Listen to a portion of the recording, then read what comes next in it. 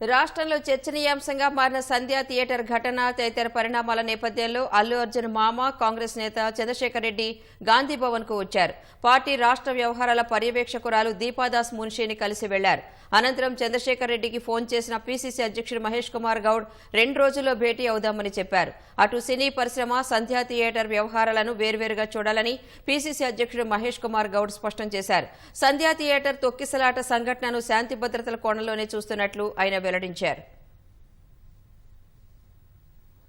72లో ఆనాటి ముఖ్యమంత్రి గౌరవ వెంగళరావు గారి ప్రోద్బలం వల్ల, ఆయన ప్రోత్సాహం వల్లనే కదా హైదరాబాద్ కి చిత్రసీమ మద్రాసు నుంచి తరలి వచ్చింది.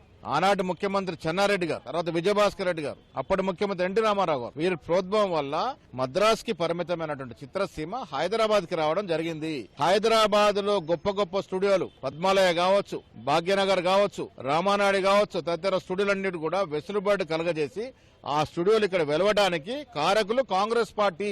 అప్పటి నుంచి ఇప్పటి వరకు చిత్రసీమని గుండెలో పెట్టుకుని చూసింది కాంగ్రెస్ పార్టీ.